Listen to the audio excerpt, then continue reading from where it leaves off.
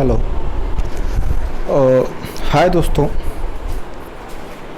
Hello. आज की class में हम लोग वृत्त शुरू करने वाले हैं।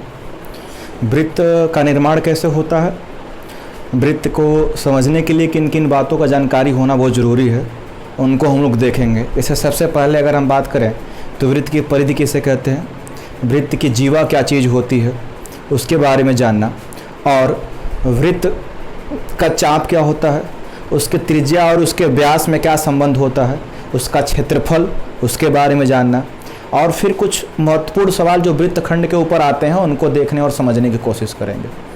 तो वन बाय वन करके हम इन 6 पॉइंट्स को देखेंगे। परिधि, जीवा, चाप, त्रिज्या, व्यास, क्षेत्रफल और वृत्तखंड। परिधि को इंग्लिश में सर्कमफ्रेंस, जीवा को कॉर्ड, चाप को आर्क, त्रिज्या को रेडियस, व्यास को डायमीटर और क्षेत्रफल को एरिया, और वृत्तखंड को सेक्टर ऑफ सर्किल कहा जाता है। तो ये सारे वर्ड्स है जो पहले ही मैंने आपको बता दिया है। आप इंग्लिश मीडियम में अगर होंगे तो आपको ये वर्ड्स की ज़रूरत पड़ेगी समझने के लिए इन परिभाषाओं को। मेरा मुख्य जो उद्देश्य होगा वो इस पूरे वृत्त के कॉन्सेप्ट को हिंदी मीडियम में, हिंदी लैंग्वेज में ही समझाना होगा। तो मैं इस चीज़ को यहाँ पे एक्सप्लेन करूँगा, आप लोग ध्यान से समझेंगे।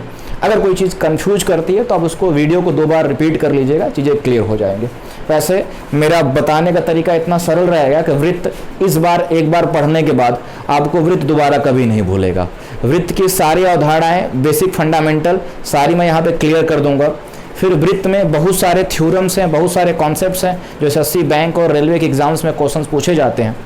विभिन्न परीक्षाओं में क्वेश्चंस वृत्त से आते हैं। उन थ्योरम्स को हम अगले अगले वीडियोज़ में करके कंप्लीट करेंगे। तो यहाँ पर ये पहला वीडियो होगा जिसमें सबसे छोटी और सबसे साधारण बातों को हम बात करेंगे, जिसमें हम बेसिक अवधारणाओं को हम देखेंगे वृत्त की। तो चलिए वीडियो शुरू करते हैं। देखेंगे आप, सबसे पहले ये आपका वृत्त है। वृत्त में जो बीचों बीच होता है इसे हम कहते हैं केंद्र, जिसको हम लोग इंग्लिश में बोलते हैं सेंटर। और यह जो आपका बाउंड्री लाइन मैंने यहाँ को खींची है, जो आपको वृत्ताकार पोर्शन दिख रहा है, इसी को परिधि कहा जाता है। यह परिधि का निर्माण इस केंद्र से बराबर दूरी पर स्थित, याद रखिएगा शब्द मैं जो बोल रहा हूँ, बराबर दूरी पर, इस केंद्र से बराबर दूरी पर स्थित बिंदुओं को मिलाने के बाद जो संरचना बनती है वो क्या बनती है, परिधि बनती है। तो परिधि के मामले में आप बोल सकते हैं कि किसी केंद्र से समान दूरी पर स्थित कई सारे बिंदुओं को मिलाने पर जो संरचना बनती है वो क्या बनती है, परिधि बनती है। तो ये पूरा जो बॉर्डर है एक तरीके से देख रहे हैं, इसी को क्या कहा जाता है, परिधि कहा जाता है। ये आपका सर्कमफ्रेंस कहलाएगा। तो आपको अब क्लियर हो गया होगा कि केंद्र किसे कहते हैं और परिधि कहते हैं। वृत्त का जो बीचों बीच वाला हिस्सा होगा वो केंद्र, और जो बॉर्डर वाला हिस्सा वो क्या कहलाएगा, परिधि या केंद्र कहलाएगा। परिधि या बॉर्डर का हिस्सा जो ये परिधि कहलाता है। अब नेक्स्ट पॉइंट पे आते हैं जिसको हम लोग क्या बोलते हैं, जीवा। जीवा देखते हैं। तो जीवा देखिएगा, जीवा क्या, ये मैंने पहला बिंदु यहाँ पर बताया। जीवा की बात करते हैं तो परिधि पर हम कोई भी 2 बिंदु ले लें। अब ये बिंदु हम कहीं पर भी ले सकते हैं, हम नीचे ले रहे हैं खाली यहाँ पर, तो मान लीजिए ए पॉइंट ले रहे हैं, यहाँ पर बी बिंदु ले रहे हैं। तो बिंदु ए और बिंदु बी को अगर हम मिला दें तो यह जो रेखा बनेगी ये क्या कहलाएगी, जीवा। इसी को कहा जाता है कॉर्ड, इसी को जीवा कहा जाएगा, और इसी को इंग्लिश में क्या बोलते हैं, कॉर्ड बोलते हैं। तो आपको क्लियर हुआ कि ये जो पूरी बॉर्डर है, ये पूरा जो चारों तरफ का जो बाउंड्री दिख रही है, इसी को परिधि कहते हैं। और परिधि पर कोई बिंदु अगर 2 ले लें, उन दोनों बिंदुओं को मिला दें तो ये जो ए बी बन करके आएगा, ये ए बी क्या कहलाएगा, ए बी इसकी जीवा कहलाएगी। ठीक है। अब सबसे इंपॉर्टेंट बात है कि ये जो जीवा है, ये जीवा वृत्त को 2 हिस्से में बांट देती है। ऊपर का जो हिस्सा होगा यहाँ से यहाँ तक, इसको ये देखिए बड़ा है, तो बड़े को हम लोग हिंदी में दीर्घ बोल सकते हैं। तो दीर्घ ये वृत्तखंड बनेगा। दीर्घ वृत्तखंड कौन सा, तो ये पूरा एक हिस्सा जो आप यहाँ से यहाँ तक देख रहे हैं, ये पूरा हिस्सा दीर्घ वृत्तखंड। और यहाँ से यहाँ तक ये जो नीचे वाला हिस्सा आप देख रहे हैं, जो नीचे ये मैं कर्ल कर देता हूँ, तो ये जो हिस्सा होगा ये लघु वृत्तखंड कहलाता है। तो इस फिगर मैंने आपको 3-4 बातें क्लियर की। पहला ये केंद्र होगा, दूसरा ये जो बॉर्डर हमने बनाया हुआ ये हमारा परिधि कहलाता है। परिधि पर अगर हम कोई 2 बिंदु ले लें और उन बिंदुओं को मिला दें तो मिलाने के बाद जो रेखा बनेगी वो क्या होगी, जीवा होगी। जीवा आप देखेंगे तो जीवा जैसे जैसे मैं केंद्र के नज़दीक लेते जाऊंगा, जीवा की लंबाई क्या होती जाएगी, बढ़ती जाएगी। और जैसे जैसे मैं दूर होते जाऊंगा, जैसे मैं इधर में लिखता हूँ, तो ये क्या होती जाएगी, छोटी होती जाएगी। तो सबसे पहले आपको ध्यान में इन्हीं बातों को रखना जरूरी है कि क्या हमारा परिधि होता है, क्या हमारा जीवा होता है और क्या हमारा चाप होता है। तो मैंने आपको बताया कि ये पूरा बॉर्डर जो है वृत्त का, ये आपका परिधि कहलाएगा। सबसे बीच का जो हिस्सा होगा उसको हम केंद्र कहते हैं। और इस परिधि पर दो बिंदु अगर हम कोई ले लें, उन दोनों बिंदुओं को मिलाने के बाद जो रेखा बनेगी वो क्या कहलाएगी, आपकी जीवा कहलाएगी। जैसे यहाँ पर ए भी जीवा है, अगर मैं नाम रख लूँ तो सी डी भी एक जीवा है, और जीवा के बाद आप देखेंगे तो ये ई एफ भी क्या है, एक जीवा है। तो यहाँ पर आप जी एच देखेंगे तो जी एच भी क्या है, एक जीवा। तो सभी क्या है, जीवा है। अब ध्यान समझिएगा, आगे बढ़ते हैं, आगे बिंदुओं को देखते हैं। अब हम त्रिज्या और व्यास के बारे में बात करेंगे। तो आप देखेंगे वृत्त में ये हमारा सेंटर है। मैंने आपको बताया था कि ये सेंटर है और ये पूरी जो बाउंड्री है ये क्या कहलाती है, परिधि कहलाती है। क्या कहते हैं, परिधि। अब हमने त्रिज्या और व्यास के बारे में जानना है। तो मैंने बताया था कि परिधि पर अगर हम कोई भी दो बिंदु ले लें और उन परिधि के दो बिंदुओं को मिला दें तो क्या बन जाती है, जीवा। जीवा की परिभाषा ये होती है कि वृत्त के परिधि पर स्थित किन्हीं दो बिंदुओं को अगर आप मिला दें तो मिलाने के बाद जो संरचना बनती है वो क्या कहलाती है, जीवा कहलाती है, किन्हीं भी दो बिंदुओं पर।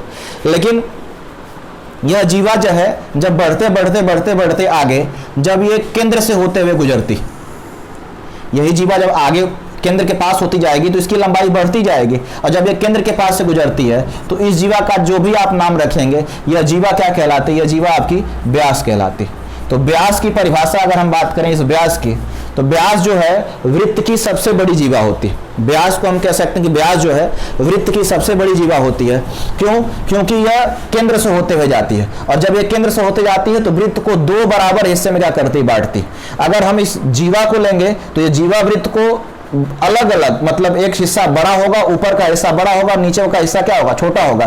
तो बृहद और लघु वृत्त खंडों में काटती, ऊपर आपका बृहद वृत्त खंड और नीचे वाला क्या, लघु वृत्त खंड। लेकिन जब हम इस व्यास को लेंगे तो व्यास देखिए, मैं इसको मिटाई देता हूं यहां से।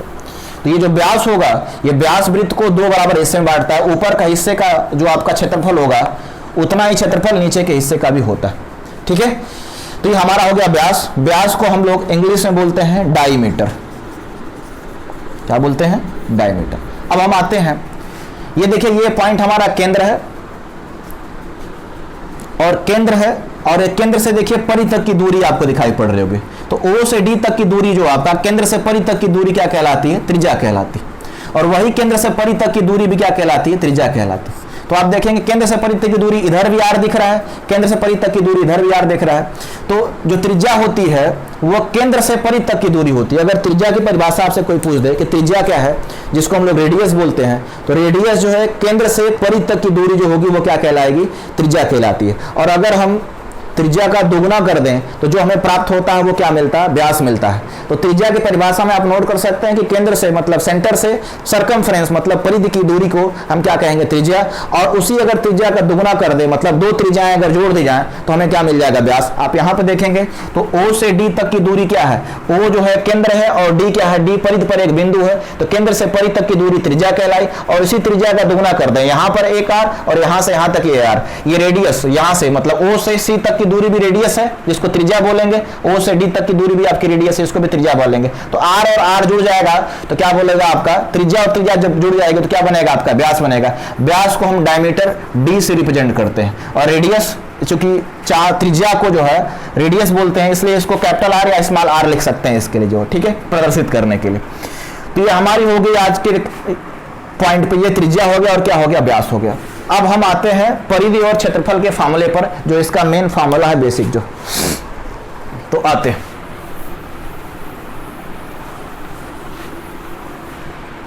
अब हम जानेंगे सबसे पहले कि वृत्त के परिधि का फार्मूला क्या होगा और उसके क्षेत्रफल का फार्मूला क्या होगा। दोनों ही इंपॉर्टेंट बातें हैं, दोनों से ही क्वेश्चन बनते हैं। और बेसिक सबसे फार्मूला अगर आप देखेंगे वृत्त का तो यही फार्मूले से क्वेश्चन बनते हैं, सबसे शुरुआती फार्मूले। तो हम देखते हैं, ये हमारा केंद्र हो गया। मैंने अभी आपको बताया कि ये जो बाउंड्री है वो क्या कहलाएगी, परिधि कहलाएगी। केंद्र से परिधि तक की दूरी ये आपकी होगी, वो होगी आपकी त्रिज्या। और केंद्र से इधर भी अगर हम बढ़ा दे तो ये भी क्या हो जाएगा, त्रिज्या। त्रिज्या इधर हो गया, त्रिज्या इधर हो गया, 2 रेडियस मिल जाएगी, तो यहां से यहां तक की दूरी क्या हो जाएगी, आपके व्यास कहलाएगी। त्रिज्या और व्यास के बीच में अगर आप संबंध देखेंगे तो जो व्यास होता है आप लिख सकते हैं कि व्यास बराबर 2 गुणे क्या होता है, त्रिज्या होता है। तो सबसे पहला फार्मूला आप नोट कर सकते हैं कि व्यास जिसको हम कैपिटल डी से रिप्रेजेंट करते हैं और त्रिज्या जिसको हम कैपिटल आर से रिप्रेजेंट करते हैं, तो capital D is equal to 2 into R लिख सकते हैं, diameter is equal to 2 into radius. ये पहला फार्मूला आपका हो जाएगा जो आप इसको नोट कर सकते हैं। ठीक है, तो ये तो आपका व्यास और त्रिज्या के बीच में संबंध हो गया। नेक्स्ट हम देखेंगे परिधि के बारे में। तो परिधि हम देख लेते हैं, अगला फार्मूला परिधि का। परिधि का फार्मूला क्या होता है, तो परिधि जिसको हम लोग बोलते हैं सरकमफ्रेंस, मैंने यहां पर लिखा हुआ भी है परिधि यानी सरकमफ्रेंस, आप इंग्लिश में लिखना चाहें तो नोट कर सकते हैं। तो परिधि बराबर होता है आपका 2 पाई और आर, जहां पर 2 तो फिक्स है, पाई की वैल्यू जो होती है वो होती है, पाई की वैल्यू जो होती है वो होती है 22/7 के बराबर। 22/7 जिसको हम लोग 3.14 भी कहते हैं, तो 3.14 या फिर 22/7 भी लिख सकते हैं। इसी को दशमलव में मान 3.14 आता है। तो जब भी आपसे परिधि के फार्मूला पूछेगा तो आप बोलेंगे 2 पाई आर, और याद रखिएगा कि जो भी त्रिज्या दिया रहेगा उस त्रिज्या का मान रेडियस के तौर पे आप आर में पुट कर देंगे तो आपको क्या मिल जाएगी, परिधि मिल जाएगी। तो वृत्त की परिधि निकालने के लिए फार्मूला अप्लाई करते हैं 2 पाई आर, जिसमें कैपिटल आर या जो स्मॉल आर लिखा रहता है वो त्रिज्या को निरूपित करता है, और जो भी रेडियस का मान होगा आप इस फार्मूले में पुट कर देंगे तो आपको मिल जाएगा जो है इसके परिधि का फार्मूला। अब आते हैं नेक्स्ट अगला फार्मूला जो क्षेत्रफल का।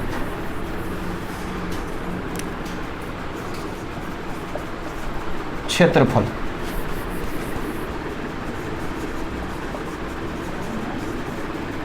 क्षेत्रफल बराबर फॉर्मूला होता है पाई कैपिटल आर का स्क्वायर। वृत्त के क्षेत्रफल का फार्मूला होता है पाई आर स्क्वायर। अब क्षेत्रफल क्या है, तो क्षेत्रफल आप देखेंगे वृत्त को अगर हम ऐसे पूरा कवर करें तो एक वृत्त को कवर करने के लिए जितने भी बड़े किसी वस्तु की जरूरत पड़ेगी वह क्या कहलाएगा, उसका क्षेत्रफल कहलाएगा। ये आपका क्षेत्रफल, क्षेत्रफल को हम लोग एरिया बोलते हैं, तो एरिया हो जाएगा पाई आर स्क्वायर। अब मैंने आपको 3 फार्मूले बताए, एक मैंने परिधि का बताया, एक मैंने त्रिज्या और व्यास के बीच में संबंध बताया, और एक फार्मूला मैंने आपको बताया क्षेत्रफल का। एरिया बराबर होगा पाई आर स्क्वायर। पाई का मान फिर से आप इसमें अगर रखेंगे तो पाई का मान आप 22/7 ही पुट करेंगे। अगर आपसे वृत्त का क्षेत्रफल पूछेगा तो वृत्त के क्षेत्रफल का फार्मूला पाई आर स्क्वायर रख करके पाई का मान आप 22/7 रखेंगे, और रेडियस जो भी आपको दिया रहेगा रेडियस का जगह पे आप पुट कर देंगे। ठीक है, तो हम एक बार तीनों फार्मूलों को फिर से मैं लिख देता हूँ, इसको आप लोग नोट करना चाहें तो एक साथ नोट कर सकते हैं। कि पहला जो है जो व्यास है वह 2 गुणे त्रिज्या के बराबर होगा।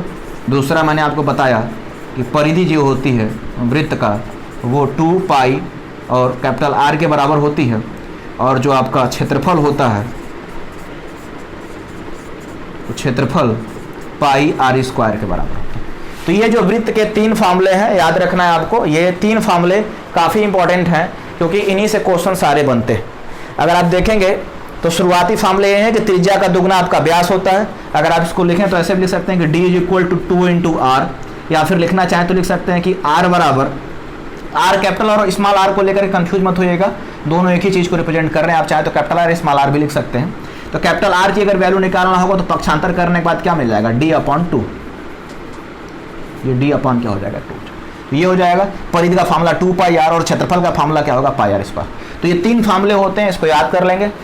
यहाँ पर मैंने त्रिज्या और व्यास के बीच में संबंध बताया पहले फार्मूले से। दूसरा परिधि का फार्मूला निकालना त्रिज्या के रूप में, और क्षेत्रफल का फार्मूला मैंने लिखा रहता है। ठीक है, अब एक चीज़ ये समझिएगा कि अगर हम परिधि के फार्मूले को कई बार पूछ लेता है कि व्यास के रूप में क्या होगा, तो मुझे पता है कि 2r जो है वो d के बराबर होता है, तो उसी फार्मूले को अगर ये परिधि वाला जो फार्मूला है, ये जो 2 पाई आर जो लिखा हुआ है, इसको हम लोग लिख सकते हैं पाई, और 2 को अगर r के साथ में ले लेंगे तो पाई इंटू 2r हो जाएगा, और चूंकि 2r के जगह पे हम d रख सकते हैं तो ये हो जाएगा pi into D, D capital रख लीजिए। ठीक है, तो परिधि का फार्मूला व्यास के रूप में पाई डी लिखा जा सकता है, ये बात भी आप याद रखिएगा, ये काफ़ी इंपॉर्टेंट है, क्वेश्चन भी इससे बनते हैं। फार्मूला कई बार पूछ लेता है कि वृत्त के परिधि का फार्मूला व्यास के रूप में क्या होगा, तो ये पाई डी हो जाएगा। और यही अगर क्षेत्रफल का फार्मूला हम वृत्त के लिखें व्यास के रूप में, तो पहले तो हम त्रिज्या के रूप में लिखेंगे, तो लिखेंगे पाई आर स्क्वायर। अब रेडियस जो होगा वो आपको पता है d/2 के बराबर होता है। यहाँ पे फॉर्मूले में देखिए रेडियस जो वो d/2 के बराबर है। d मतलब क्या है, व्यास है, तो रेडियस d/2 के बराबर है। तो अगर यहाँ पे पुट कर देंगे तो ये हो जाएगा पाई। अब d/2 पुट करेंगे तो d/2 का होल स्क्वायर हो जाएगा, और ये फार्मूला बन जाएगा आपका पाई कैपिटल D का स्क्वायर और बटा क्या हो जाएगा 4। ठीक है, तो पाई d स्क्वायर बटा 4 भी फार्मूला होता है, लेकिन यह फार्मूला आपका व्यास के रूप में होगा। सवाल तो आपको जनरली इस पे डायरेक्ट नहीं पूछता है, लेकिन कई बार आपसे फार्मूला पूछ लेता है। तो अगर डायरेक्टली फार्मूला पूछ देगा तो आप इस तरह से फार्मूला निकाल सकते हैं। r के जगह पे d/2 रख देंगे, और r की जगह पे d/2 रखेंगे तो d का स्क्वायर हो जाएगा, और 2 का स्क्वायर क्या मिल जाएगा 4। ये फार्मूला हो जाएगा परिधि और क्षेत्रफल का। तो जनरली जो फार्मूला बताया जाता है वो आपका खाली रेडियस के रूप में बताया जाता है, लेकिन कभी कभी परीक्षा में आपसे व्यास के रूप में पूछ लेता है। ये फार्मूला 2πr ना लिख करके पाई d लिख देगा, और जहां बोल देगा d क्या है, व्यास है। तो आपको ये याद होना चाहिए कि कैसे निकालते हैं। अब हम आगे बढ़ते हैं, कुछ और बिंदु और कुछ और फार्मूलों को जानते हैं। इसको एक बार आप लोग नोट कर लीजिएगा, चाहे तो आप लोग स्क्रीनशॉट भी इसका ले सकते हैं।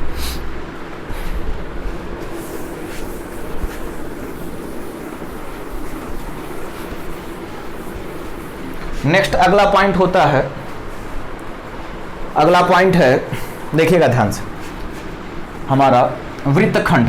तो वृत्तखंड को हम लोग देखेंगे। वृत्तखंड में हम कैसे समझते हैं वृत्तखंड, तो देखिएगा कई बार आपसे एक सेमी सर्किल दे देता है, जिसको हम लोग बोलेंगे अर्धवृत्त। अर्धवृत्त, इसको इंग्लिश में बोला जाता है semi circle, SEMICICRL, semi circle. इसकी त्रिज्या आपको दे देगा यहाँ से यहाँ तक, ये कैपिटल R बोल देगा, और बोलेगा अब इसका क्षेत्रफल और इसकी परिधि निकालिए।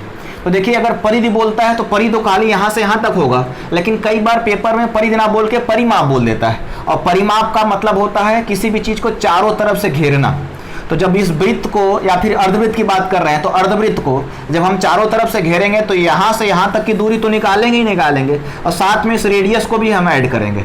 तो अब इसमें यहाँ से अगर हम वृत्त का परिमाप की बात कर लें, या फिर कुल लंबाई जो इसको चारों तरफ से घेरने की बात करेंगे, तो उसमें इसका परिधि आ जाएगा। और परिधि चूंकि ये 2πr टोटल होता है, तो 2πr का आधा कर देंगे तो बनेगा πr, और साथ में यह रेडियस और यह रेडियस भी ऐड होगा। तो यह रेडियस और यह रेडियस ऐड करेंगे तो आपका हो जाएगा 1r ये और 1r ये, इधर का भी 1r, तो ये आपका हो जाएगा πr प्लस 2r।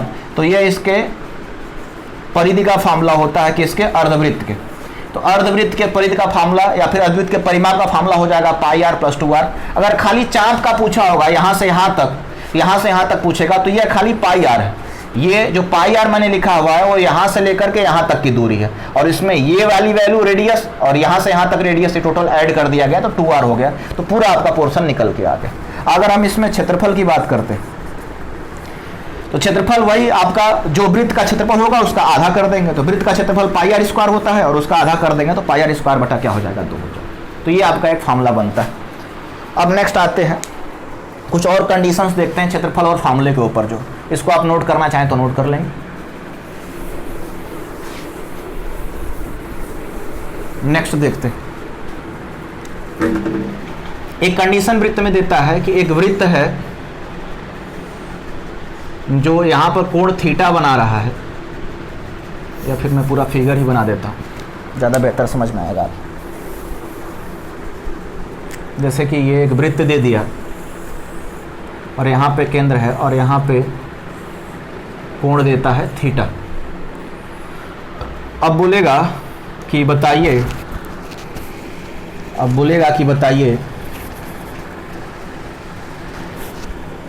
ये पॉइंट O है, ये B है, और इसको इससे मिला दें। अब बोलेगा कि बताइए यह जो रंगीन हिस्सा है इसका क्षेत्रफल ज्ञात कीजिए। या फिर सबसे पहले रंगीन हिस्से की बात ना करें तो हम खाली इसी हिस्से की बात कर लेते हैं कि यहाँ से यहाँ तक ये जो चाप है इसकी दूरी क्या होगी ये ज्ञात कीजिए, इस चाप की लंबाई क्या होगी ज्ञात कीजिए, और या फिर आपसे बोल दें कि ये पूरे होर्सन का क्षेत्रफल ज्ञात कीजिए। तो ये जो आपका A से B तक चाप बन रहा है, इस चाप का अगर आपसे लंबाई पूछ ले तो चाप की लंबाई बराबर हो जाएगा 2π कैपिटल R, ये पूरा वृत्त का। और लेकिन चूंकि हमें यह जो फार्मूला है तो पूरे वृत्त का है, लेकिन चूंकि हमको इतना चाहिए तो ये निकालने के लिए जितना हिस्सा ये कोण है हम उसको थीटा ऊपर लिखेंगे और बटा एक केंद्र के चारों तरफ चूंकि 360 डिग्री का कोण बनता है और उसके एक हिस्से को हमें चाहिए तो यहाँ पर हम कर लेंगे थीटा बटा 360। तो थीटा बटा 360 ये थीटा आपका वो हिस्सा हो जाएगा जो हमें चाहिए और बटा क्या हो जाएगा टोटल हिस्सा। हमेशा टोटल हिस्सा कहाँ होता है नीचे, तो 2 पाई आर ये थीटा बटा 360 अलग से इस फार्मूले में क्या हो जाएगा जुड़ जाएगा। और अगर हमें इस रंगीन हिस्से का क्षेत्रफल पूछता है तो रंगीन हिस्से का क्षेत्रफल बराबर होगा pi capital R square theta बटा 360। रंगीन हिस्से का क्षेत्रफल क्या होगा पाई आर स्क्वायर, ये पूरे वृत्त का क्षेत्रफल, और थीटा बटा 360 निकाल लेंगे तो खाली इस रंगीन हिस्से का क्या हो जाएगा क्षेत्रफल हो जाएगा। तो ये एक तरीके से वृत्तखंड का क्षेत्रफल का फार्मूला मिल जाएगा। तो वृत्तखंड का क्षेत्रफल बराबर, तो वृत्तखंड का क्षेत्रफल पूछेगा तो ये आपको हो जाएगा, ये मैंने आपको बताया, या फिर इसको आप वृत्तखंड ही हेडिंग कर लीजिए। वृत्तखंड में उसके चाप की लंबाई मैंने बता दिया और आपको ये क्षेत्रफल का फॉर्मूला बता दिया। अब अगले कुछ और पॉइंट्स हैं उनको भी नोट कर लेते हैं तो ये आपका पॉइंट खत्म हो जाएगा, फार्मूले खत्म हो जाएंगे। एक और स्पेशल कंडीशन है इसी में, जैसे ऐसे एक वृत्त देगा और यहाँ पर एक केंद्र देगा और केंद्र से आपको ये पॉइंट और ये पॉइंट को मिला देगा और बोलेगा यहाँ पे कोण बन रहा है 60 डिग्री। ये मान लीजिए ए है, ये मान लीजिए बी है और ए से बी को मिला देगा। अब पूरे हिस्से का क्षेत्रफल ना पूछ करके आपसे खाली इतने हिस्से का क्षेत्रफल पूछ लेगा, बताइए। तो अब ध्यान में समझिएगा, मैं लिख रहा हूं रंगीन हिस्से का क्षेत्रफल बराबर, तो याद रखिएगा रंगीन हिस्से क्षेत्रफल के लिए आपको पूरे वृत्तखंड का क्षेत्रफल लिखना होगा। तो पूरे वृत्तखंड का क्षेत्रफल लिखेंगे, वृत्तखंड का क्षेत्रफल और माइनस कर दें उसी में से त्रिभुज का क्षेत्रफल। त्रिभुज का क्षेत्रफल कौन सा है, ओ ए बी, त्रिभुज ओ ए बी का क्षेत्रफल। ध्यान समझने वाली बात यह है कि अगर हम इस पूरे ध्यान से देखेंगे इसको, अगर हम इस पूरे वृत्तखंड में से इस त्रिभुज का क्षेत्रफल घटा देंगे तो आपको जो मिलेगा वो रंगीन हिस्से का क्षेत्रफल मिल जाएगा। तो रंगीन हिस्से का क्षेत्रफल लिखेंगे आप, ये वृत्तखंड का क्षेत्रफल मैंने आपको बताया था, फार्मूला हो जाएगा pi capital R square theta बटा 360 और माइनस त्रिभुज ओ ए बी। अब देखिएगा त्रिभुज ओ ए बी का क्षेत्रफल कैसे निकाल लेंगे, यह कोण 60 दे रखा है, कोई भी त्रिभुज जो होता है उसके अंतः कोणों का योगफल 180 अंश होता है। क्योंकि ओ ए जो है ओ बी के क्या है बराबर है, और अगर ओ ए ओ बी के बराबर होगा तो ओ ए के सामने का कोण बी और ओ बी के सामने का कोण ए, यह भी दोनों क्या होंगे बराबर होंगे। क्योंकि एक रूल होता है कि त्रिभुज में समान भुजाओं के सामने के कोण क्या होते हैं, समान होते हैं। समान भुजाएं कौन कौन सी हैं, तो ओ ए जो है ओ बी के बराबर होगा। अब आप लोग सोचिए कि ओ ए ओ बी के बराबर क्यों होगा, तो ओ ए भी देखिए त्रिज्या है और ओ बी भी क्या है त्रिज्या है। वृत्त की त्रिज्याएं क्या होती हैं, बराबर होती हैं, इसलिए दोनों ही त्रिज्याएं क्या होंगी, बराबर होंगी। तो ओ ए अगर ओ बी के बराबर होगा तो ओ ए के सामने का कोण बी और ओ बी के सामने का कोण ए जो हो जाएगा वो क्या होगा, बराबर। अच्छा, किसी भी त्रिभुज में